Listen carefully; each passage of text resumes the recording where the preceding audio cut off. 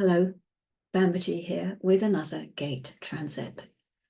Today, the 24th of July, the Sun transits into gate 31 at 11:01 BST. This is the gate of influence. It's called the gate of leading. And you can see from the image here that it is a throat gate. We only have 2 more throat gates to look through. We've been through all of them in this quarter. And so we have 2 more before the end of the quarter, as well as the end of looking at the throat center in this process of this particular sun cycle. The throat has many voices. You may remember having heard them as we go through. We've had the voice of I am now, and I identify, and I contribute, I believe, I know. All of these have been coming through. This throat gate here in gate 31 is the throat gate of I lead. And this is a logical voice. It's the voice of authority or powerlessness. This is the gate of manifesting influence. It's not a gate of primary action. Gates of the throat that can be defined directly to a motor are in the minority. We have the 2034, the 1245, the 2212, and the 3635. They all link the throat directly to a motor. The remaining 7 gates are primarily for verbal manifestation. So I lead is often little more than a verbal claim. Above the lines of the I Ching, it says the law of friction, whether active or passive, that engenders transference and thus influence. In other words, you can't pass the buck unless you can touch somebody else's hand. It's all interrelated. And the ability to be able to meet the other in that way is influential. This is part of the channel of the Alpha, together with Gate 7, which is the role of the self in interaction. Together they bring us a design of leadership for good or bad. And we do have this channel at the moment because Venus is in Gate 7, meeting the Sun here in Gate 31. The very first line in each hexagram, it tells us the innate truth of that hexagram. The 31:1 is called manifestation, and it says that influence cannot exist in a vacuum.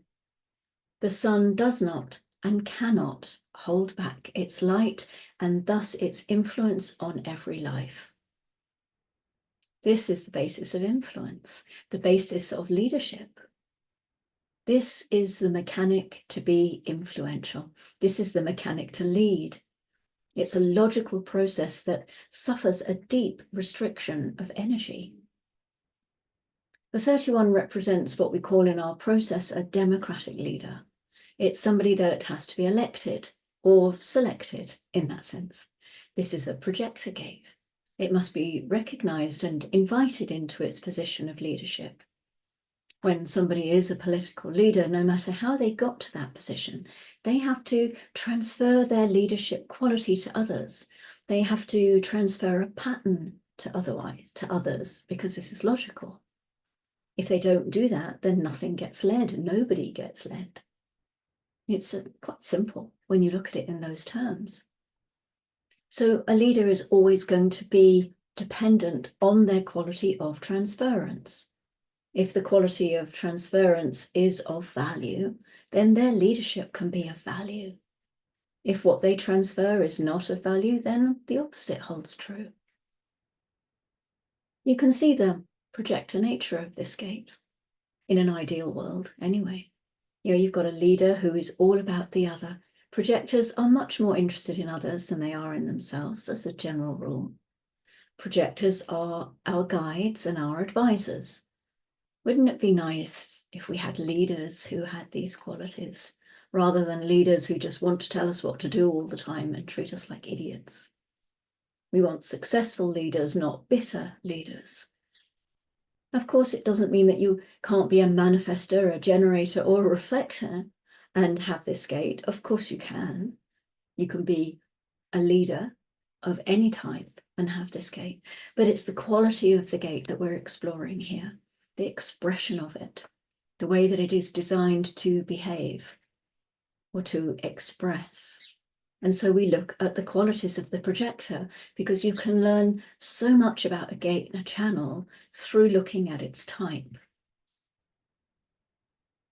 So the gate of influence is, let me show you, okay. The gate of influence is grounded in gate 41. We can see that its opposition in the wheel, gate 31, goes to gate 41. This is the gate of decrease. It's the gate of contraction.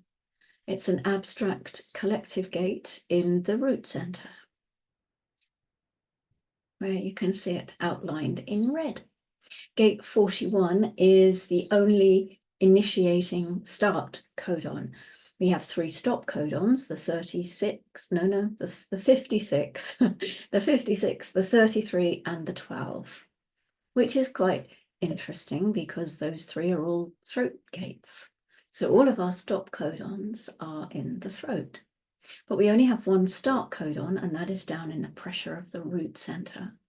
And this is the gate that signifies the Rave New Year for us. You know, when the sun transits into gate 41, it's usually around January the 21st or the 20th. That's when we celebrate the Rave New Year, because this is the energy to start something. So this is where we find the limitation of resources, which maximizes development of potential. Cutting back now in order to encourage and enhance growth later. So how might this ground gate 31? Well, the abstract, or the sensing circuit, is the process of understanding over time. It's rooted in the former energy of cycles. What begins must end, and the nature of a hexagram can be summed up in the lifetime learning of the first line, which is the appropriate delegation of responsibility. So we could say that the gate of leadership and influence is grounded in knowing what resources to limit and when in order for maximum growth.